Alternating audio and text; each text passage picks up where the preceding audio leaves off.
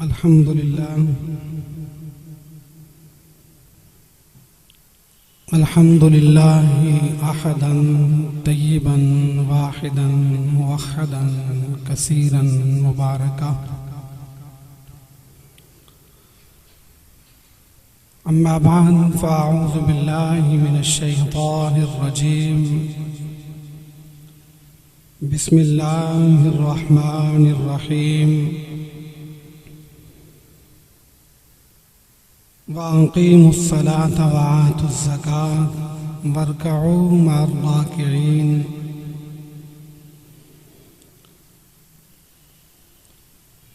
क़ाल अल्लाहु तबारक व तआला फ़ी मक़ामिन आख़िर या अय्युहल्लज़ीना आमनु इस्तईनू बिस्सब्रि वस्सलाह।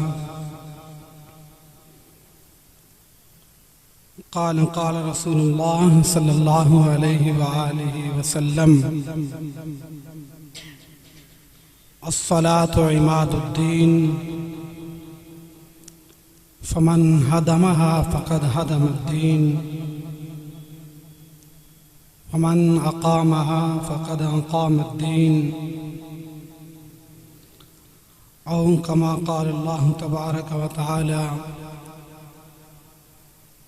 फ़ी शान हबीबिही फ़िल क़ुरआनिल मजीद वल फ़ुरक़ानिल हमीद। इन्नल्लाह व मलाइकतहु युसल्लूना अलन नबी या अय्युहल्लज़ीना आमनू सल्लू अलैहि व सल्लिमू तस्लीमा। दुरूशी बावाज़े बुलंद।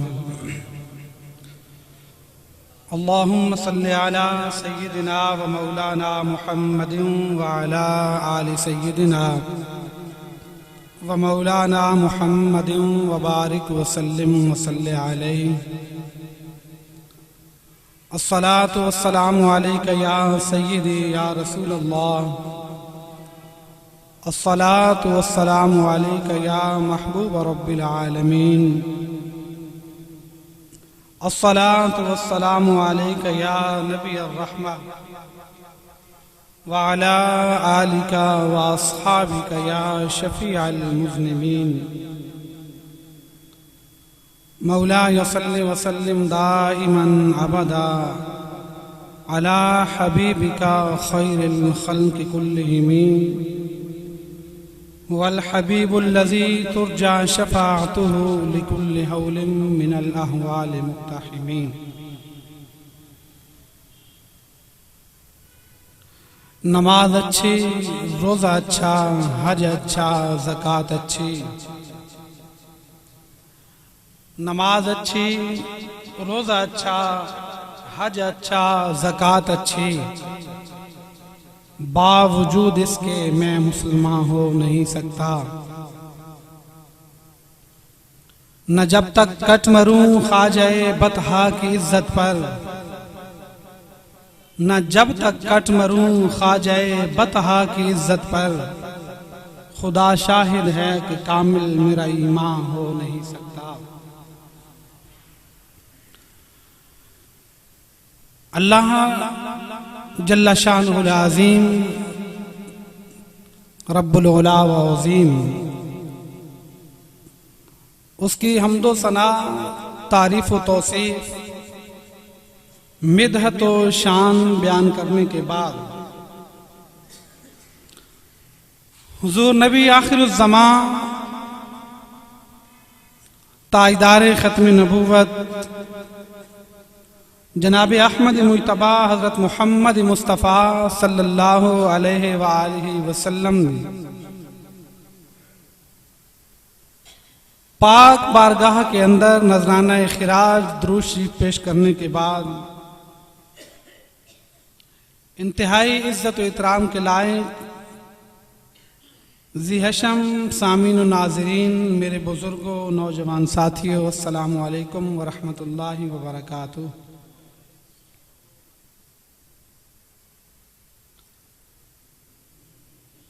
यकीनन आप लोग भी मुझे देख के मुताज्जिब होते होंगे कि आए चौथे जुमा दूसरे जुमा आके ये बैठ जाता है।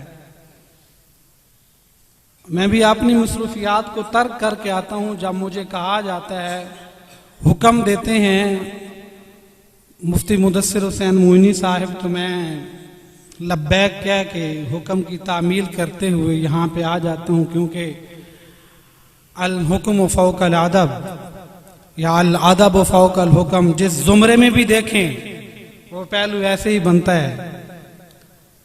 तो मैं हाजिर हो जाता हूँ। मिठा टिवाना उनकी तकरीर थी, तो वो कह तो रहे थे कि मैं 2 बजे तक पहुंचाऊंगा। उनके आने तक आप लोग मुझे बर्दाश्त करें। सही बयान करना कुरान और हदीस के मुताबिक ये अल्लाह रब्बुल इज्जत की तौफीक से करूंगा, और अगर कोई उसमें इधर उधर की बातें या गलत बयान करूंगा तो वो मेरे अपने नफ्स की गलती होगी। तो लिहाजा कोशिश करूंगा कि ठीक ठीक बोलूं, आप लोगों को भी समझ आ जाए। अल्लाह रब्बुल इज्जत ने जब कायनात को तख्लीक फरमाया, जमीनों आसमान को बनाया,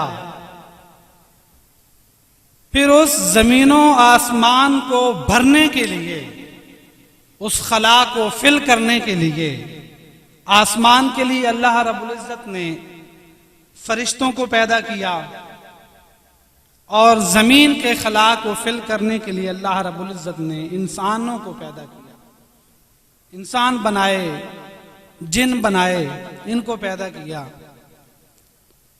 फकत इसके लिए कि वो मेरी इबादत करें। फिर ये सिलसिला हिकमत इलाही से चलता रहा। इंसानों की तरबियत के लिए, इंसानों को कुछ सिखाने के लिए, अपनी तौहीद के अहकामात समझाने के लिए उस रब्बे लम यज़ल ने कमोबेश 1,24,000 अंबिया और रसूल मबूस फरमाए। फिर आखिर में अपना महबूब प्यारे हबीब मोहम्मद मुस्तफ़ा सल्लल्लाहु अलैहि वसल्लम को खातमुन नबीयीन का सेहरा पहनाकर मबूस फरमाया, और कुरान मजीद बुरहान रशीद ला रैब बेऐब किताब, इनकिलाब बर्पा करने वाली किताब को करीम आका अलैहिस्सलातु वस्सलाम के सीने अतहर पर अल्लाह रब्बुल इज्जत ने नाजिल फरमाया, जो कयामत तक बनी नौ इंसान के लिए सरचश्मा रुश्द व हिदायत रहेगी। जिस किताब ने बाकी तमाम किताबों को क्या कर दिया, पीछे रख दिया, और इस किताब का इनकिलाब बिनकिलाबे आफरी कहा गया, और इस पैगंबर रसूल जनाबे मुहम्मदुर रसूलुल्लाह सल्लल्लाहु अलैहि वसल्लम को जैसे सब नबियों को सरदार कहा, इसी तरह कुरान मजीद को सब किताबों का सरदार कहा। और ये बात समझने के लायक है कि अल्लाह रब्बुल इज्जत ने अपनी नयाबत अपने अंबिया और रसूल को बख्शी, फिर उस नयाबत का इख्तिताम अपने प्यारे हबीब सल्लल्लाहु अलैहि वसल्लम को बख्शा। तो आका अलैहिस्सलातु वस्सलाम ने अल्लाह रब्बुल इज्जत की नियाबत लेकर अपने सहाबाए किराम की, सहाबाए किराम ने ताबीइन की, ताबीइन ने तबा ताबीइन की, यानी वो जूं जूं नियाबत मुंतकिल होती रही, तो वो अपने अपने जो जो फरीजा जिसके जिम्मा था, जिसके लायक था, वो उस फरीजे से ओहदा बरा होता रहा, उस फरीजे को सरअंजाम देता रहा। लेकिन करीम आका अलैहिस्सलातु वस्सलाम ने जो अपनी उम्मत को एक अहम फरीजा दिया अल्लाह रब्बुल इज्जत की तरफ से जो मिला, उसकी तकमील, उसको इबलाग करना, लोगों तक पहुंचाना, लोगों को समझाना, वो किस हद तक काबिले तकलीद और काबिले अमल रहा। आका अलैहिस्सलातु वस्सलाम के बाद, जाहिरी दुनिया से पर्दा फरमाने के बाद, आपके तरबियत याफ्ता शागिर्द कहें, सहाबी कहें, उन्होंने ऐसी तरबियत आका अलैहिस्सलातु वस्सलाम की हुजूर पाई कि जो जो काम उनके जिम्मे लगा, उन्होंने सही मानों में लोगों तक पहुंचाया, लोगों को उसकी तबलीग की, लोगों को सिखाया। लेकिन आका अलैहिस्सलातु वस्सलाम के जाहिरी हयात में, जब आका अलैहिस्सलातु वस्सलाम मिराज पर तशरीफ ले गए, जब वापस आए, रात की तारीकियों में गए और फिर सुबह सुबह वापस भी आ गए, यानी रातों रात गए और वापस भी आ गए, तो जो एक तोहफा और इनाम लेकर आए, उसको सहाबाए किराम ने जिस माने में, जिन तराइब से उन्होंने अंजाम दिया, वो कमा हक्कुहु, उस पर अमल पैरा हुए। अल्लाह रब्बुल इज्जत ने कुरान मजीद में बारहा मकामात पर फरमाया, या अय्युहल्लज़ीन नम्तहनल्लाहु कुलूबहुम लित्तक़वा, ऐ ईमान वालो, ऐसी पाकीज़गी और उन लोगों जैसे बन जाओ, निम्तहनल्लाहु कुलूबहुम लित्तक़वा, जिनके दिलों को अल्लाह रब्बुल इज्जत ने पाकीज़गी के साथ, तज़किये के साथ, तहारत के साथ भर दिया, तकवा के साथ भर दिया। या फिर अल्लाह रब्बुल इज्जत ने फरमाया, या अय्युहल्लज़ीन आमनू आमिनू, ऐ ईमान आलो, उस तरह ईमान लेकर आओ जिस तरह सहाबाए किराम अलैहिम रिदवान ईमान लेकर आए।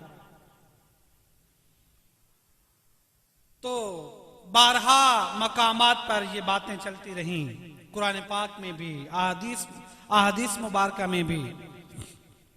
उलुल अज़्म साहब आए, आका अलैहिस्सलातु वस्सलाम ने, आप देखें हज़रत अबू बकर सिद्दीक रज़ी अल्लाह तआला अन्हु, बादल अंबिया अफजलुन नास का रुतबा मिला उन्हें। अंबिया के बाद अगर अफजल हैं तो वो कौन है? हज़रत अबू बकर सिद्दीक रज़ी अल्लाह तआला अन्हु। और इनकी शान देखें, जो इमामुस सहाबा जिन्हें कहा जाता है, इमामुस सहाबा, सहाबा के इमाम, इनके मनाकिब पढ़ें, इनकी सीरत का मुतालिया करें, तो यकीनन इंसान के दिमाग के दरीचे खुल जाते हैं कि कैसे मुहम्मद रसूलुल्लाह सल्लल्लाहु अलैहि वसल्लम, जो इस कायनात के मुअल्लिम बन के आए, उन्होंने कैसा वो मुअल्लिमी वाला फरीजा अंजाम दिया, और कितने लाडले, प्यारे और आला रुतबे वाले शागिर्द और अपने सहाबा किराम पैदा किए। लेकिन मैं आता हूं अपनी बात की तरफ वापस। आका अलैहिस्सलातु वस्सलाम की जाहिरी हयात में, करीम आका अलैहिस्सलातु वस्सलाम में राय से जो तोहफा इनाम लेकर आए, वो कौन सा तोहफा और इनाम था? नमाज। कौन सा था? नमाज। इस नमाज का कुरान मजीद बुरहान रशीद के अंदर तकरीबन कितनी दफा जिक्र आ चुका होगा, आया है, ये आपने सुन रखा होगा। कितनी दफा जिक्र आया है? तकरीबन कितनी दफा? 700 मर्तबा। किसका जिक्र आया? नमाज का।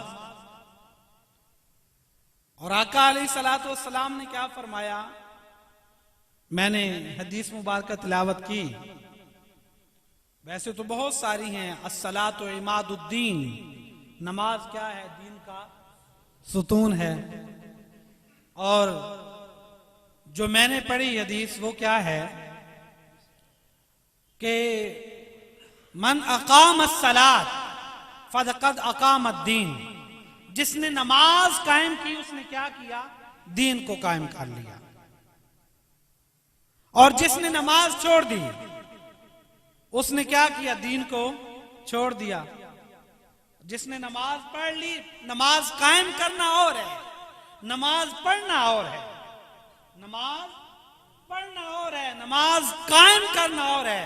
कुरान मजीद के जितने मकामात पर जिक्र हुआ, ये नहीं कहा कि नमाज पढ़ें, फरमाया अस्सलातु अकामद्दीन, क्या करें? नमाज क्या करें? वाकीमुस्सलाह, नमाज कायम करें, नमाज कायम करें। कायम करने का हुक्म आया, पढ़ने का हुक्म। और कायम करने का हुक्म का मतलब पता है क्या है? कि किसी बस्ती में जहां 8-10 घर मौजूद हो, एक बस्ती बन चुकी हो, एक गांव बन चुका हो, तो वहां पे एक छोटी सी मस्जिद बनाएं और उस मस्जिद में 5 वक्त की अजान दी जाए और बाजमात किसी की इक्तिदा में खड़े होके नमाज पढ़ने को नमाज कायम करना कहते हैं। नमाज पढ़ने को क्या कहते हैं? नमाज। कैसे? कि एक इमाम की इक्तिदा में बाजमात खड़े होकर उस इमाम की इक्तिदा में नमाज पढ़ने को क्या कहते हैं? नमाज कायम करना। यानी वो नमाज कायम हो गई, वो मस्जिद बन गई हमेशा हमेशा के लिए। जब जब वो मस्जिद कायम है तो नमाज क्या होती रहेगी? कायम होती रहेगी। नमाज कायम करना। और आका अलैहिस्सलाम ने क्या फरमाया? सल्लू कमा रायतुमूनी उसल्ली, कि नमाज ऐसे पढ़ें जैसे मुझे नमाज पढ़ता देखें। जैसे मैं नमाज पढ़ता हूं वैसे क्या करें? नमाज पढ़ें। आज शूमी किस्मत, यकीन जाने अपनी किस्मत पर नाज भी है, फख्र भी है कि हम जनाब अहमद मुज्तबा मोहम्मद मुस्तफ़ा सल्लल्लाहु अलैहि वसल्लम के उम्मती हैं। और दुख और अफसोस इस बात का है कि जो हमारा असल मकसद और मुद्दा है, हमने उसे छोड़ दिया, भुला दिया। और अगर नमाज पढ़ते भी हैं तो हमारी नमाज में खुशू नहीं, खुजू नहीं, हमारी नमाज में वो सखावत, वो सजावट और वो अदा नहीं। बुखारी, साहिब बुखारी ने बयान किया कि आका अलैहिस्सलातु वस्सलाम बयान फरमाते हैं कि अल्लाह रब्बुल इज्जत ने मुसलमानों पर 5 नमाजें फर्ज की। कितनी नमाजें? 5 नमाजें फर्ज की। और फरमाया अगर वो बेहतरीन वुजू के साथ नमाज अदा कर ले, नमाज पढ़ ले, अल्लाह का वादा है उसके साथ कि मैं उसे बेहिसाब जन्नत में दाखिल कर दूंगा। और अगर वो अच्छे वुजू के साथ, खुशू और खुजू के साथ नमाज नहीं पढ़ता तो मेरा कोई वादा नहीं है। लेकिन अल्लाह चाहे तो उसे माफ फरमा दे, चाहे तो उसे पकड़ में ले ले। आज हम मसाजिद में आके बैठते हैं, नमाज पढ़ते हैं, लेकिन हमें नमाज पढ़ने का चज कोई नहीं, नमाज पढ़ने का हमें तरीका कोई नहीं आता। देखा दिखाई हम करते रहते हैं। इतवार वाले दिन एक जगह पे मैं बयान कर रहा था तो मैंने वहां पे नमाज का तरीका थोड़ा सा बताने की कोशिश की। तो एक बाबा जी उठ खड़े हुए और बाबा जी कहने लगे, तू कल दा छोर है, असाम बड़े वक्त तू नमाज पढ़ने लग गया, सन नहीं पता नमाज किस तरह पढ़नी होगी। यकीन जाने मैं शर्म से वहां पे ना इतना शर्मिंदा हुआ और शर्म से खासिल हो गया कि बाबा जी ने कैसी बात कह दी।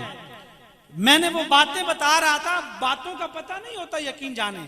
जब जब हम पढ़ेंगे नहीं, हमें पता कैसे होगा कि हमें नमाज कैसे पढ़नी है, रुकू कैसे करना, क़याम कैसे करना, सुजूद कैसे करना, तशहुद में कैसे जाना, रुकू में जाना तो कैसे, सजदे में जाना तो कैसे। फिर अगर इन चीजों का पता ना हो तो फिर हमारी नमाज क्या है? टकरे हैं। क्या है? टकरे। हम टकरे मार रहे होते हैं। अगर हमारी नमाज में वो खुशू आ जाए, वो खुशू आ जाए, हमें नमाज पढ़ने का सही तरीका आ जाए, तो फिर अल्लाह रब्बुल इज्जत का वो फरमान जो पहले भी मैंने आपसे कहा कि इन्ना सलात तन्हा अनिल फहशाए वल मुनकर, कि नमाज ही वो ऐसा जरिया है, नमाज ही वो ऐसी चीज है जो आपको, मुझे, सारे मुसलमानों को किससे रोक सकती है? बेहयाई से भी, बुराई से भी। अगर मैं यहां पे मिंबर रसूल पे बैठ के मैं दावा करूं मैं 5 वक्त की नमाज पढ़ता हूं, अगर मैं दावा करूं मैं 5 वक्त की नमाज पढ़ता हूं, आप में से कोई उठ खड़ा हो कि वो मुझे कहे कि जनाब 5 वक्त की नमाज पढ़ते हैं, असर कोई नहीं, बाहर जाके तू लोगों को गालन गलौज करता है, लोगों को बुरा भला कहता है, लोगों के हक जो है उनको, उनके ऊपर गासिब होकर बैठा है, तेरी नमाज किस काम की? तो यकीन जाने वो मेरी नमाज नहीं है, उस नमाज का कोई फायदा नहीं है। अगर रियाकारी लोगों को दिखाने के लिए आपने मसाजिद में आके नमाज पढ़नी है, उस नमाज का फायदा, कोई फायदा नहीं नमाज का। आज हम तालीम, इल्म हासिल करते हैं फकत इसके लिए कि हमें कोई मुलाजमत मिल जाए, कोई रोजगार मिल जाए, यही हमारी ख्वाहिश होती है और कोई ख्वाहिश नहीं होती। यही ख्वाहिश होती है ना कि मैं इल्म पढ़ रहा हूं, मेरे पास कोई डिग्री आ जाएगी, कोई एक कागज का फड़का आ जाएगा, वो दिखाकर मैं कोई मुलाजमत ले लूंगा, किसी के ताबे होके अपनी जिंदगी गुजार दूंगा, इसलिए करते हैं।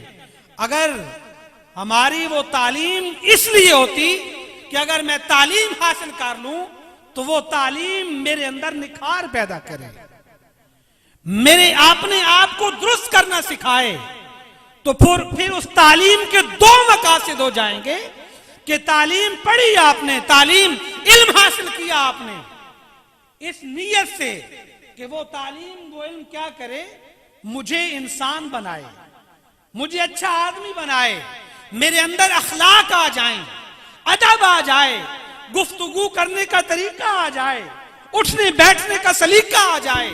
अगर इल्म इसलिए हासिल करें तो ये चीज पहले आ जाएगी और साथ साथ मुलाजमत भी मिलती रहेगी, मिल जाएगी। लेकिन अगर मकसद ही फौत हो जाए तो फिर वो इल्म इंसान का कुछ नहीं बिगाड़ता, वो इल्म इंसान को नहीं संवार सकता।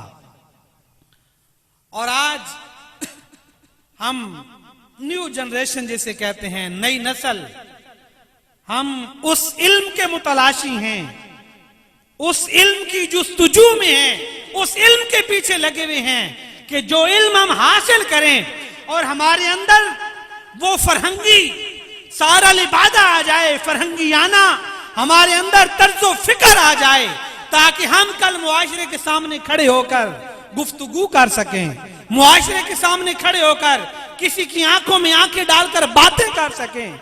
उस इल्म का कोई फायदा नहीं।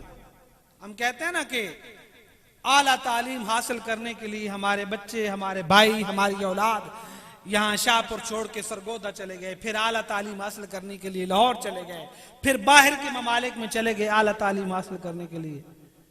हमें पता ही नहीं है आला तालीम हमारे घरों में मौजूद है। कुरान मजीद की तालीम से बढ़कर कौन सी आला तालीम हो सकती है? इल्म दीन से बढ़कर कौन सी आला तालीम हो सकती है? अगर यकीन जाने हमें नमाज पढ़ना नहीं आती, नमाज पढ़ने का हमें ढंग नहीं हमें आता, तो जितनी मर्जी डिग्रियां लेके फिरते रहें, उन डिग्रियों का कोई फायदा नहीं। उन डिग्रियों ने कल बरोज़े हशर, कयामत के दिन, उन डिग्रियों ने हमारा कोई साथ नहीं देना। अगर कल हमारे काम कोई चीज आएगी तो वो यही नमाज हो जाएगी। बड़े बड़े फुकहा ने कहा कि अगर उम्मत मुहम्मदिया सल्लल्लाहु अलैहि वसल्लम, उम्मत मुस्लिमा, अगर ये 5 वक्त की नमाज खुशू और खुजू के साथ अपने रब का फर्ज समझकर पढ़ना शुरू कर दे, तो ये क्या है? जमाने के वली हैं, जमाने के वली हैं। कोई नफली इबादत ना करें, कोई तहज्जुद ना पढ़े, इशराक ना पढ़े, अव्वाबीन ना पढ़े, चाश ना पढ़े, कोई नफली इबादत ना करें। 5 वक्त की नमाज खुशू और खुजू के साथ अगर पढ़ना शुरू कर दें तो क्या है, आप सारे क्या हैं, जमाने के वली हैं। आप दुआ जो भी अपने रब से मांगे वो फौरन कबूल हो जाएगी। लेकिन अब देखें, हमें अफसोस करना चाहिए या नहीं करना चाहिए?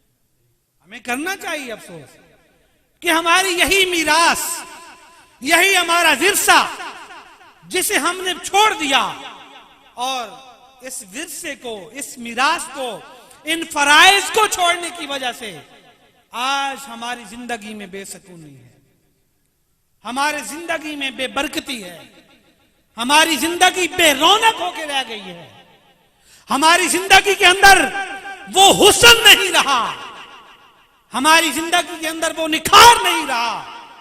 जितनी मर्जी आप वजूहात इनकी तलाश करें, सारी वजूहात को आप मुकम्मल कर लें, उन सारे मसाइल को आप हल कर लें, लेकिन जब जब आप नमाज के लिए खड़े नहीं होंगे, कुरान पाक नहीं पढ़ेंगे, जितनी मर्जी वजह मसाइल हल करते रहें, मसला हल नहीं होगा।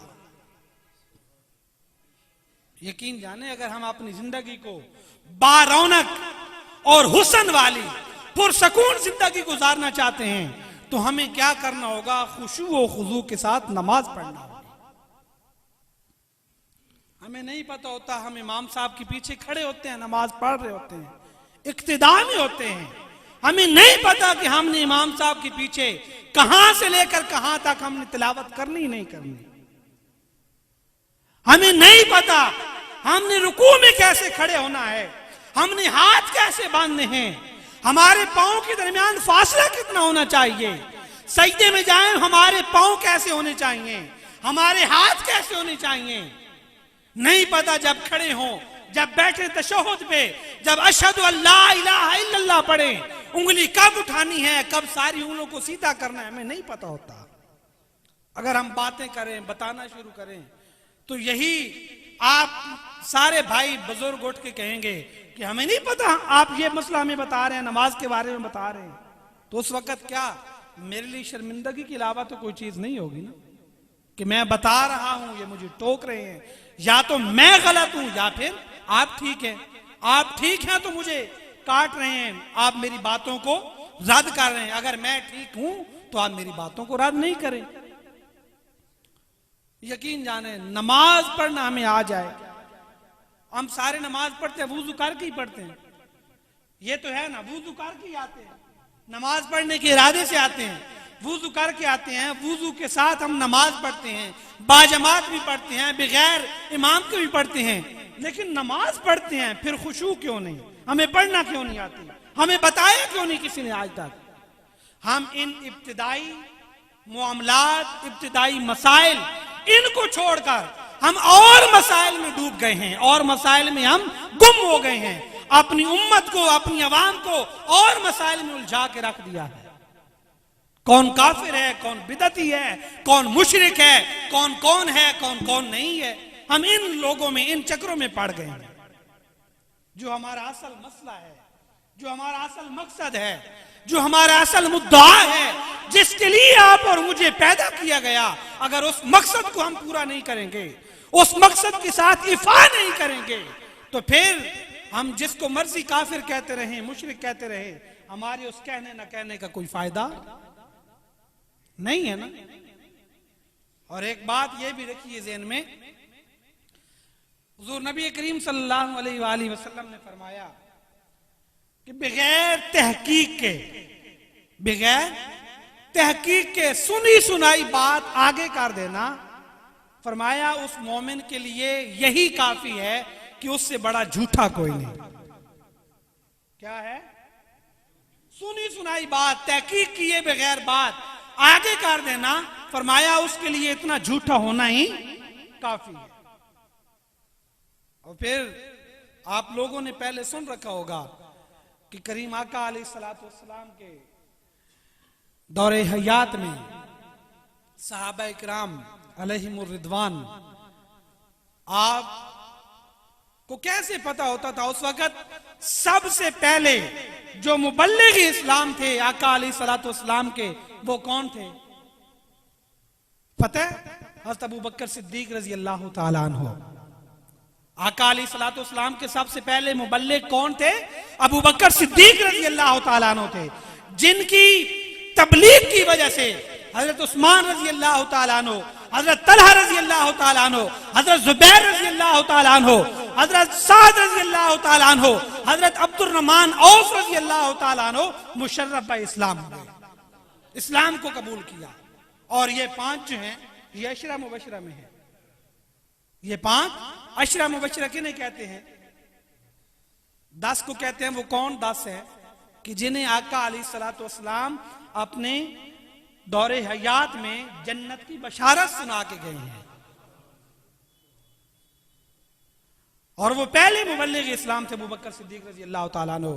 और आप कैसे फर्क करते थे लोगों के दरमियान? वहां मुशरिक काफिर बहुत ज्यादा थे, तो कैसे फर्क करते थे कि ये मुशरिक है या काफिर, काफिर है, मुशरिक है या मुसलमान है, इस्लाम इसने कबूल किया? उस वक्त दीन के दुश्मन बहुत ज्यादा थे, तो कैसे पता करते थे? जब नमाज का वक्त होता था तो आप मस्जिद में चले जाते, हरम में चले जाते और देखते जो जो नमाज पढ़ रहा है यकीन कर लेते कि ये मुसलमान हो गया है, और जो नमाज ना पढ़ता, उस वक्त नमाज में ना होता, तो आप कहते वो क्या है? मुशरिक है, वो मुनाफिक है, काफिर। अगर ये फर्क है सहाबा किराम का, मेरे आका अलैहिस्सलातु वस्सलाम ने फरमाया, इस फर्क का बताया कि मुशरिक, काफिर और मुसलमान के दरमियान अगर कोई चीज तफारक पैदा करती है, कोई चीज इनको जुदा करती है, तो वो कौन सी चीज है? नमाज है। कौन सी चीज है? हम पढ़ते हैं माशाल्लाह, अल्हम्दुलिल्लाह, अल्लाह रब्बुल इज्जत हमें तौफीक दे पढ़ने की, और तौफीक दे हमें खुशू खुजू के साथ पढ़ने की। हम बार बार सुनते कहते आते हैं ना कि नमाज को खुशू खुजू के साथ पढ़ें, खुशू खुजू के साथ पढ़ें। पता चला है खुशू खुजू क्या है? कि सल्लू कमा रअयतुमूनी उसल्ली, नमाज ऐसे पढ़े जैसे मुझे नमाज पढ़ता देखे। आपने, मैंने आका अलैहिस्सलातु वस्सलाम को नमाज पढ़ते देखा तो नहीं है। दुआ करते हैं अल्लाह रब्बुल इज्जत अपनी करीमी सिफत से हमें आका अलैहिस्सलातु वस्सलाम की ज़ियारत से मुशर्रफ करे। लेकिन सहाबा किराम ने तो देखा, उन्होंने नकल भी किया, उन्होंने हमें बताया भी है, उसके बावजूद हम उसे छोड़ दें, उसके बावजूद हम उसको अमल ना करें, तो यकीन जाने दुनिया जहान के सारे काम छोड़ दें, नफली इबादत छोड़ दें, तहज्जुद पढ़ना छोड़ दें, अव्वाबीन, इशराक, चाश पढ़ना छोड़ दें। नमाज को अगर सही तरीके से हम पढ़ लें, तो जैसे मैंने पहले कहा, बहुत सारे आइम्मा हमारे कह गए कि अगर नमाज को सही तरीके से पढ़ना शुरू कर दें तो क्या है? हम क्या हैं? वली अल्लाह है, अल्लाह के वली हैं, अल्लाह के दोस्त हैं, अल्लाह के बंदे हैं। और अगर नमाज पढ़ना ही ना आए तो हम सोचें, अपने आप को देखें, गौर करें, हम मुसलमान कहने के, कहलाने के हकदार हैं? नहीं हैं। आप मुझे कह लें मुसलमान, मैं आपको कह लूं मुसलमान, लेकिन मैं अपने आप को कहलाने का लायक नहीं हूं। नमाज पढ़ने से इंसान के सारे काम अधूरे संवर जाते हैं। एक ट्राई तो करके देखें, एक तजर्बा तो करके देखें। वुजू किया, नमाज के लिए आए, नमाज हमने पढ़नी, इमाम साहब के पीछे पढ़नी नमाज। पहली 6 शर्तें क्या शर्तें हैं? पहली, सबसे पहले जिस्म का पाक होना, कपड़ों का पाक होना, जगह का पाक होना, वक़्त का होना, ठीक है, वुजू का होना, आकिल व बालिग होना, ठीक है, यानी समझदारी होना। समझदार होगा तो वक़्त का पता होगा कि नमाज का वक़्त है। जब आए, तकबीर तहरीमा हो गई, खड़े हुए, इमाम साहब ने अल्लाह अकबर कहा, तो हमने कहां तक हाथ ले जाने हैं? ये देख रहे हैं, मुझे सारों को दिखाई दे रहा है। कान की लो तक हमने अपना अंगूठा लगाना है, उंगलियों को सीधा रखना। हम ऐसे कर लेते हैं। नमाज के लिए खड़े हुए नियत क्या की? मुंह तरफ खाने काबे की। अगर मुंह हमारा उस साइड पे है तो समझे हमारे जिस्म के सारे आज़ा, उनका रुख किधर होना चाहिए? किबला की तरफ। किधर होना चाहिए? किबला की तरफ रुख होना चाहिए। कहीं इधर उधर हाथ की उंगलियां ऐसे कर लें, ऐसे कर लें, ऐसे तकबीर तहरीमा नहीं पढ़े। यहां अल्लाह अकबर कर दिया और हाथ आपने नाक के नीचे बांधने हैं। कहां बांधने हैं? नाक के नीचे बांधने हैं। बांधने कैसे हैं? अपनी ये उंगली और ये अंगूठा, इसके साथ अपनी वीनी को ऐसे काबू कर लेना है, गुट जिसे कहते हैं, और ये तीनों उंगलियां बिल्कुल सामने सीधी रख लेनी है। ऐसे काबू करना है। अपनी वीनी को ऐसे काबू कर लिया। काबू करने के बाद इन तीनों उंगलियों को बिल्कुल सीधा ऊपर रख लिया और ये हाथ नीचे नहीं लटकना चाहिए, बिल्कुल ऐसे इसके नीचे आपने खड़े हो जाना है और सना पढ़नी है। आपने अल्लाह अकबर कह लिया आपने, अब सना पढ़नी है। सुभानक अल्लाहुम्मा व बिहम्दिका व तबारक अस्मुका व तआला जद्दुका व ला इलाहा गैरुक। यहां तक पढ़ के बिल्कुल खामोश हो जाना, साकित, तावुज़ तस्मिया नहीं पढ़ना, खामोश हो जाना है। चाहे वो जहरी नमाज है, जहरी नमाज से मुराद सुबह मगरिब और इशा की, चाहे वो खफी नमाज है, सिरी नमाज है, यानी जोहर असर और असर की 2 हमारी सिर्री हैं खफी और 3 हमारी जहरी नमाज है। बिल्कुल खामोश होना है। और इमाम साहब सूरह फातिहा पढ़ रहे हैं और खुशू खुजू का वस्फ से नमाज में आना अच्छी बात है, ये शैतान की चाल होती है। लेकिन उन वसाइस को दूर करना कैसे है कि आपको सूरह फातिहा का तर्जमा आना चाहिए। सूरह फातिहा का तर्जमा आना चाहिए। अल्हम्दुलिल्लाह रब्बिल आलमीन, तमाम तारीफा उस रब दे वास्ते जेड़ा दोना जहाना दा खालिक और मालिक है। दोना जहाना दा क्या है? रब है। अर्रहमान रहीम, जो रहमान भी है, रहीम भी है, फजल करने वाला भी है और रहम करने वाला भी है। मालिक यौमिद्दीन, हम क्या कर रहे हैं? उस रब की तारीफ कर रहे हैं। अब उस रब से मांगना भी है ना, और मांगने की क्या होती है, कैसे मांगा जाता है कि सबसे पहले उसकी तारीफ बयान करें, फिर हालातों वाकयात को देखें, उसके बाद अपना मकसद जो है मुद्दा वो पेश करें, और उसके बाद तलब करें कि मालिक तूने जो मांगा मुझे दे दिया, देगा, मुझे उम्मीद है, लेकिन इसके बाद मुझे उन लोगों के लिए ना ले आना जो तेरे भटके हुए हैं। अर्रहमान रहीम, तू क्या है? रहमान भी है और रहीम भी है। मालिक यौमिद्दीन, मालिक यौमिद्दीन, किस दिन का मालिक है? कयामत के दिन का मालिक है, जज़ा सजा के दिन का मालिक है, अदले और बदले के दिन का मालिक है, रोज़े हशर का मालिक है। जो आसान फहम लगे। इय्या का, अब मांगना शुरू हो गए। इय्या का नाबुदो, ऐ अल्लाह रब्बुल इज्जत हम तेरी इबादत करते हैं। वही या का नस्ताइन, और ऐ अल्लाह रब्बुल इज्जत हम तेरे से मदद चाहते हैं, तू हमारी मदद फरमा, हमारा खैर वाला मामला फरमा। इहदिनस सिरातल मुस्तकीम, क्या कर? हमें सीधे रास्ते पर चला। जो सीधा रास्ता है उसके ऊपर हमारी रहनुमाई फरमा, उस रास्ते पर चला। किन लोगों का रास्ता? सिरातुल लज़ीना अनअमता अलैहिम, ऐ मालिक उन लोगों का रास्ता, अनअमता अलैहिम, जिन पर क्या किया तूने? इनाम किया, फजल किया, जिन पर तू मेहरबान हुआ, जिनको तूने अपना दोस्त बनाया, उनके रास्ते पर चला। वो कौन है? इनाम याफ्ता कौन है? अनामल्लाहु अलैहिम मिनन नबिय्यीन व सिद्दीकीन व शुहदा व सालिहीन। इनाम याफ्ता कौन है? अंबिया हैं, सिद्दीकीन हैं, सालिहीन हैं, अल्लाह के बरगुज़ीदा बंदे हैं। उन लोगों के रास्ते पर चला। और जब सोचें नमाज पढ़ रहे हैं, ये दुआएं मांग रहे हैं, ये दुआएं मांग रहे हैं, यहां पे मालिक सीधे रास्ते पर चला, इनाम याफ्ता लोगों के रास्ते पर चला, बाहर निकले नमाज पढ़ के, मैं ही किसी को कहूंगी यार फलां बंदे के तूने पैसे देने, वो तेरे से मांग नहीं रहा, उसने मुझे कहा, तो आप रख के थप्पड़ मेरे मुंह पे मारे, तू कौन होता है मांगने वाला? नमाज क्या पढ़ी, बाहर जाके क्या किया? किन लोगों के रास्ते पर जिन पर तूने इनाम किया, तेरा फजल हुआ। गैरिल मग़दूबि अलैहिम, उन लोगों के रास्ते पर है मालिक न चला। मग़दूबि अलैहिम, जिन पर क्या हुआ, तेरा गजब हुआ, जिनसे तू नाराज है। वलद्दालीन, और वो लोग जो गुमराह हैं, भटके हुए हैं, सरकश हैं, गुनाह दर गुनाह कर रहे हैं, गुनाह दर गुनाह कर रहे हैं। मालिक उन लोगों के रास्ते पर न चला। नमाज की खुशू का एक तरीका ये है, इमाम साहब सूरा पढ़ रहे हैं, सूरा फातिहा, आपको तर्जमा आना चाहिए। आप अपने ज़हन में, अपने ख्यालात में उस तर्जमे को दोहराएं।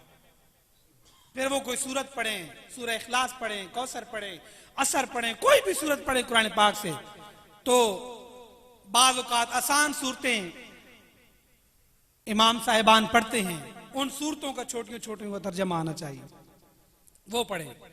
फिर जब क़याम इमाम साहब का मुकम्मल हो, जब आप खड़े हैं, तो हमारे पाँव के दरमियान कितना फासला होना चाहिए? 4 या 5 उंगलियों का, इसकी ज्यादा ये नहीं होना चाहिए कि हमारा जो जिस्म है यह तकरीबन 18-17 इंच है, 1.5 फुट है, तो पाँव हमारे 2 फुट खुले हों, ऐसा नहीं होना चाहिए। ऐसा बिल्कुल, कितना फासला होना चाहिए पाँव के दरमियान? 4 उंगलियों का। या और फरमाते हैं मुहद्दिसीन मुफस्सिरीन कि अगर खोलने की और हिम्मत है तो 1 बालिश से ज्यादा ना खोले। 1 बालिश यानी 1 बालिश जो है हमारी, इससे ज्यादा ना खोलें।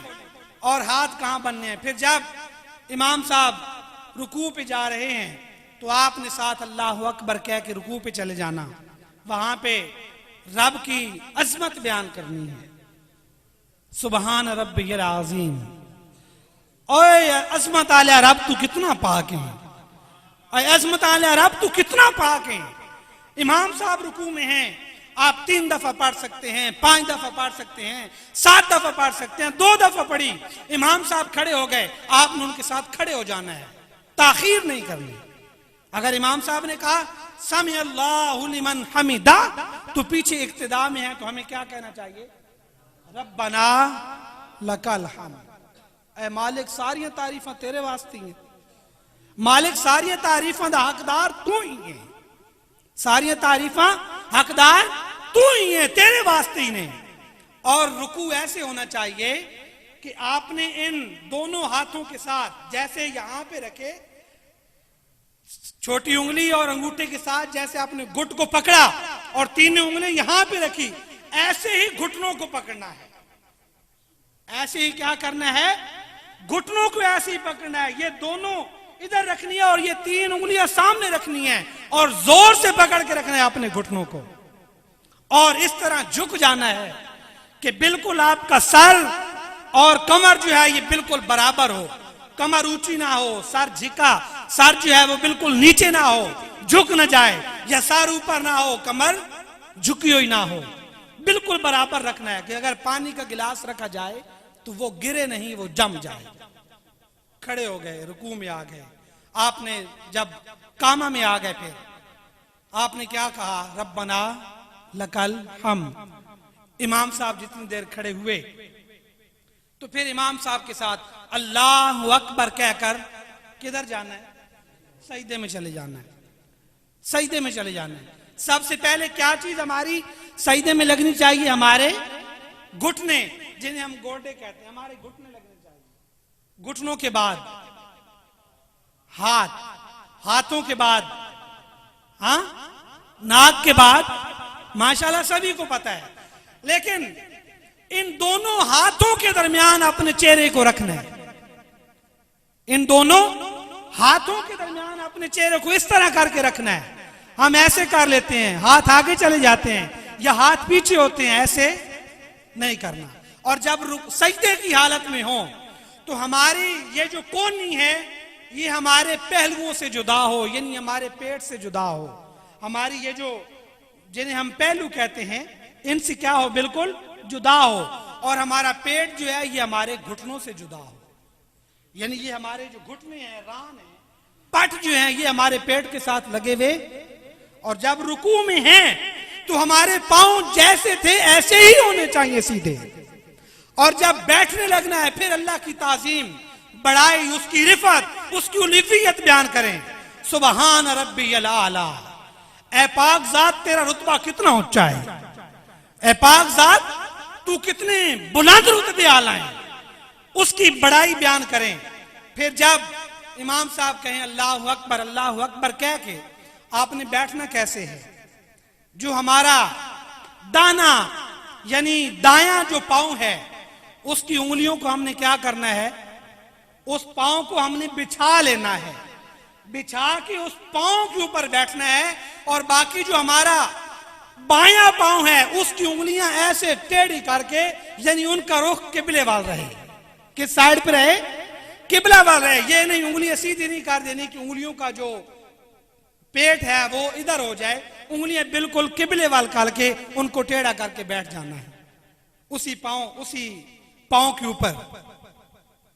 फिर इसी तरह दूसरा सजदा किया, दूसरी रकात हुई, खड़ा हुआ, फिर तशहुद पे बैठा। जब तशहुद पे आए तो पढ़ना शुरू किया तहियातु लिल्लाह वस्सलावात वत्तय्यिबात, सारा पढ़ना। मालिक करीम तमाम कौली बातें, तमाम फेली बातें, तमाम माली बातें तेरे लिए हैं। अस्सलामु अलैका अय्युहन नबी, ऐ सलामती आले नबी, तुहाडे उत्ते सलातो सलाम होवे, व रहमतुल्लाह, और अल्लाह की रहमत हो, व बरकातु, और उसकी बरकतें हों, बरकात हों। अस्सलामु अलैना, हम पर भी सलाम हो, व अला इबादिल्लाह, और जो अल्लाह के नेक साले बंदे हैं उन पर भी क्या हो, इबादिल्लाह सालिहीन। अशहदु अल्ला इलाहा इल्लल्लाह, जब यहां पे पहुंचे, अशहदु अल्ला इलाहा इल्लल्लाह व अशहदु अन्ना मुहम्मदन अब्दुहु व रसूल। अशहदु अल्लाह अशहदु पे पहुंचे तो अपनी ये जो तशहुद की उंगली है इसे खड़ा कर लें, यहां पे हाथ है आपका, और जब आपने तशहुद पे बैठना है तो आपके हाथ अपने घुटनों से नीचे नहीं लटकने चाहिए, हाथ ऐसे, ये घुटने यहां पे, हाथ ऐसे आगे नहीं होने चाहिए, ये क्या है, मकरूह है। हाथ यहां पे होने चाहिए, घुटनों के ऊपर, बिल्कुल स्ट्रेट सीधे यहां पे होने चाहिए।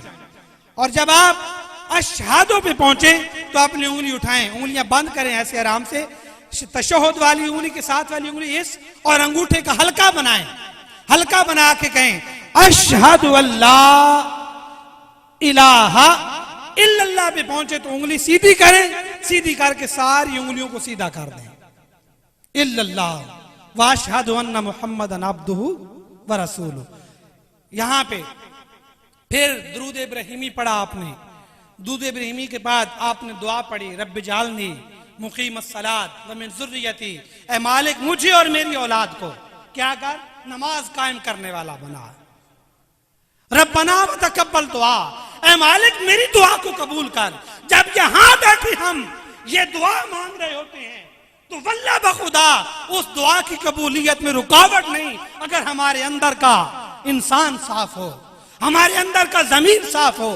ये दुआ मांग रहे हैं यहाँ पे, रब्बि जालनी मुकीमस सलात व मिन ज़ुर्रियती, ऐ मालिक मुझे भी और मेरी ज़ुर्रियत को, मेरी औलाद को भी क्या कर, नमाज कायम करने वाला बना।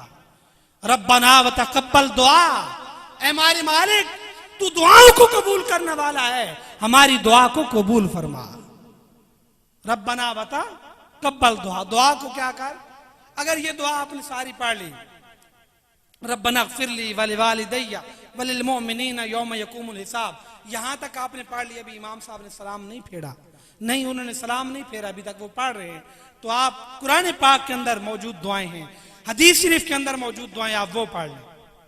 रब्बना ज़लमना अनफुसना व इल्लम तग़फ़िर लना व तरहमना लनकूनन्ना मिनल ख़ासिरीन, ये दुआ है। या और जो दुआएं हैं, रब्बना आतिना फिद दुनिया हसनतम व फिल आखिरति हसनतम व क़िना अज़ाबन नार, ये दुआएं पढ़ते रहें। ये ज़हन में ख्याल ना ले आए मैंने पढ़ लिया, इमाम साहब अभी नहीं पढ़ा, इतना टाइम ऊपर होता जा रहा है, मैंने फलां काम करना है, फलां काम के लिए जाना है, मैंने ये काम करना है, वो करना है। यहीं बैठे आप जब सलाम फेरें, जब पहली राइट साइड पे, सीधी साइड पे सलाम फेरें, तो क्या होना चाहिए ज़हन में कि मेरे जो फरिश्ते हैं इधर राइट साइड पे बैठकर मेरे आमाल लिख रहे हैं, जो मैंने चंगे आमाल किए हैं इन पर भी सलाम हो, और जो मेरी इस साइड पे जितने लोग बैठे हैं इन पर भी सलाम। और जब लेफ्ट साइड पे सलाम फेरें तो इस वक्त भी सलाम फेरते वक्त यही होना चाहिए, ये मेरे जो फरिश्ते बैठे हैं, कातिब हैं जो, इन पर भी सलाम हो, और जो इस साइड पे जितने लोग बैठे हैं इन पर भी सलाम हो। और नमाज जब इस नियत से पढ़ेंगे, इस लिहाज से पढ़ेंगे, जब खड़े हो, कामा में हो, खड़े हो, जब कयाम कर रहे हो, तो उस वक्त हमारी निगाह सजदे वाली हालत पे, सजदे वाली जगह पे होनी चाहिए, मुस्तहब अमल है। जब रुकू में हो तो हमारी नजर अपने पांव के अंगूठों पे होनी चाहिए, मुस्तहब अमल है।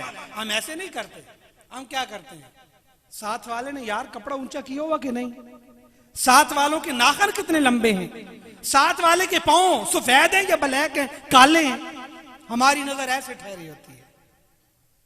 और जब फिर खड़े हों तो फिर भी नजर सजदे वाली जगह पे। जब रुकू में जाएं तो नजर कहां पे होनी चाहिए, अपनी आंखों को पीछे लेके आए, नजर यहां पे आ जाएगी। आंखों को खुला ऐसे आगे रखेंगे, नजर आगे जाएगी, पीछे लेके आए, थोड़ा सा खोलें आंखों को, यहां पे लेके आए तो नजर नाक की इस जगह पे आ जाएगी। तो ये सारे मुस्तहब, जब तशहुद पे बैठे तो नजर जो है ये अपनी गोद में रखनी चाहिए, मुस्तहब अमल है, इनको करें, खुशू खुजू में नमाज पढ़ें। मैं देखता हूं मालिक का फरमान सादिक आता है या नहीं आता, फिर मालिक से जो मांगे वो मिलता है या नहीं मिलता। फिर मैं देखूंगा कि लोग आएंगे, वो ये नहीं कहेंगे कि कारी मुदस्सिर साहब हमारे लिए दुआ करें, वो आपको राह पे मिलते कहेंगे आप नमाजी हैं, नमाज पढ़ते हैं, हमारे लिए दुआ कर दें, हमारे बच्चे बीमार हैं, दुआ कर दें। देखा हमने माहौल को कैसे तब्दील किया। आपको याद होगा मस्जिदों में, मोहल्ले की मस्जिद में नमाज होती थी तो क्या करते थे, हम जब नमाज पढ़ के निकलते तो मस्जिद के बाहर माएं, बहनें, बेटियां छोटे बच्चों को उठा के खड़ी होती थी कि जो भी नमाजी गुजरेगा वो छू कर देगा, हमारा बेटा सेहतयाब हो जाएगा। ऐसे ही होता था, ऐसे ही होता था ना। और आज क्या हो रहा है, नमाज पढ़ के बाहर निकले, हर मांगने वाला जो मुस्तहिक है वो भी और जो मुस्तहिक नहीं वो भी, जिसको ये लत पड़ चुकी है मांगने की, वहां बैठा होगा, आपकी टांगे पकड़ रहा होगा, आपके दामन को पकड़ रहा होगा, हमें कुछ अल्लाह के नाम पे दे के जाएं। बंदा मजबूर हो जाता है, तफर्रुक कैसे करे, कैसे बंदा इनको भांपे कि लेने वाला कौन है और लेने वाला कौन नहीं। हमने अपने मिजाज को, अपने माहौल को, अपने आप को यकसर बदल के रख दिया। और जो नमाज पढ़ के निकलता था, रब से दुआएं मांग के, रब की तारीफ करके निकलता था, माएं बहनें बेटियां जो बच्चा उठा के खड़ी होती थी, हर एक गुजरने वाला उसे दुरूशी पढ़ के छू कर देता था, वो ठीक हो जाता था। और आज हजारों की दवाइयां खा रहे हैं, ठीक नहीं हो रहा है। वजह क्या है, समझ जाएं, वजह यही है कि हमारी नमाजों में, हमारे अखलास में, हमारे इखलास में, हमारे अखलाक में, हमारे किरदार में इतनी बेहूदगी आ गई है कि हम अपने आप को भी नहीं संभाल सकते, हमने किसी का क्या ख्याल करना। और जब सर्दियों में नमाज पढ़ने लगे, गर्मियों में पढ़ने लगे, हमारे पास चादर होती है, चादर कर लेते हैं। चादर इस तरीके से करें कि चादर का पहलू नीचे ना आए। अगर चादर ऐसे की हुई है तो चादर का ये पहलू नीचे लटक गया, जब आप रुकू पे जा रहे हैं तो नमाज मकरू हो जाएगी। हमारे यहाँ नौजवान हमारे वो क्या करते हैं, जब खड़े होते हैं तो मफरल ऐसे लटका के खड़े होते हैं, और ये दोनों पहलू जब नीचे लटक रहे हो तो नमाज मकरू होती है। इससे नमाज, जब सर्दियां हैं, फजर की नमाज के लिए आए, मगरिब के लिए आए, इशा के लिए आए, चादर की हुई है, हाथ बाहर निकाल के तकबीर तहरीमा कहें। औरतों को हुक्म है हाथ अंदर रखें, मर्दों को हुक्म ये मर्दों का क्या हुक्म है? चादर से हाथ बाहर निकालें और रखें, और जा बजा बगैर हाजत के नमाज में खांसना मकरूह है। खांसी ना यू ऐसे खंगूरे मारना, खांसना मकरूह है। और बगैर किसी हुज्जत के बालों को खोचना, अपने जिस्म को खोचना, कपड़े ठीक करना, ये सारे क्या हैं? मकरूहात हैं जिनसे नमाज फासिद हो जाती है, नमाज टूट जाती है, नमाज मकरूह हो जाती है। हमें इन सारी चीजों को गाहे बगाहे हमें इन चीजों पे तवज्जो देनी चाहिए। हमें खुद भी पढ़ना चाहिए कि कैसे नमाज पढ़नी है, कैसे खड़ा होना है। लोगों के साथ यकीन जाने हम नमाज पढ़ना शुरू कर दें, हम खुशू व खुजू के साथ नमाज पढ़ना शुरू करें। अल्लाह रब्बुल इज्जत की कसम, कुरान मजीद में जो मेरे मालिक ने वो इनका इनकिलाब बर्पा फरमान जो इरशाद फरमाया, वो बयान बिल्कुल सादिक आ जाएगा। और यार फिर हम देखें ना, नमाज मैं पढ़ता हूं, नमाज कारी साहब पढ़ते हैं, बाबा जी पढ़ते हैं, आप सारे नमाज पढ़ते हैं, तो नमाज हमें बेहयाई बुराई से रोकती है। फिर मोहल्ले मुआशरे में ये बुराइयां कौन करके जाता है? कोई बाहर से आता है, कोई हमारे हमसाए में, आस पड़ोस में कोई ऐसा है जो नमाज नहीं पढ़ता तो ऐसे करता है? नहीं यार, अपने आप को हमें संभालना चाहिए, अपने आप को काबू करना चाहिए। इमाम शाफी रहमतुल्लाह ताला अलैह आप फरमाते हैं कि अगर इस्लाह मोहम्मदी करनी है तो पुराने तरीकों पे लेके आए, आका अलैहिस्सलातु वस्सलाम और सहाबा इकराम अलैहिमुर रिदवान के दौर के जो तरीके थे वो लेके आए, उन तराइक से इनकी इस्लाह करें तो ये मुआशरा सुधर जाएगा, वरना नहीं सुधरेगा। और मेरे आका सल्लल्लाहु अलैहि वसल्लम का तरीका तो यही था, नमाज जिसे नमाज पढ़नी आ जाती थी वो सारे का सारा ठीक हो जाता था, फिर उसके जरिए दूसरे लोग ठीक होना शुरू हो जाते थे। जब मैं नमाज नहीं पढ़ूंगा, मुझे नमाज खुशू खुजू के साथ पढ़ना नहीं आएगी, मैं आपको कैसे बताऊंगा? जब मैं सही नहीं पढ़ सकूंगा मैं आपको नहीं बताऊंगा। और हम शर्माते रहते हैं, झिझकते रहते हैं कि मैं किसी से कोई ये मसला पूछ लूं नमाज के मुताल्लिक या कोई ये ना कह दे कि यार इतना बाबा हो गया है, सफेद बाल आ गए हैं आपकी दाढ़ी मुबारक के अंदर, तुझे इस मसले का नहीं पता। जो ऐसे कहे उसे कहें पुत्र ठहर, रब ताला दे प्यारे महबूब ने फरमाया कि उतलबुल इल्म मिनल महद इलल लहद, माँ की गोद से लेकर कब्र के जाने तक इल्म हासिल करें। मुझे नहीं पता, अगर तुझे अल्लाह ने ये इल्म दिया है तो मुझे बता। और अगर आगे से वो ये बातें करे ना कि तू कौन है, तुझे अभी तक पता नहीं, तो आप समझ जाए सिंपल सा उसूल है कि उसे भी इस बात का पता नहीं है। अगर वो आगे से कहे ना कि बाबा इतना बड़ा हो गया, ऐ जवान इतना बड़ा हो गया, बाकी इल्म हासिल कर ले, इन चीजों का नहीं पता, समझ जाए कि उसे इस बात को उसे भी पता नहीं है। यकीन जाने उसे भी इस बात का पता नहीं होता। और जिसके हिस्से में इल्म होता है वो कभी भी पूछने से घबराता नहीं, कभी पूछने से झिझकता नहीं। और जिसके हिस्से में इल्म नहीं होता वो पूछने से, सीखने से हमेशा शर्माता रहता है, झिझकता रहता है। मालिक रब्बी हुजूर के बारगाह इज़्ज़ी में दुआ है कि मालिक करीम आपको, मुझे, तमाम उम्मत मुस्लिमा को नमाज पंजगाना बाजमात खुशू खुजू के साथ पढ़ने की तौफीक अता फरमाए। वमा अलैया इल्लल बलागुल मुबीन।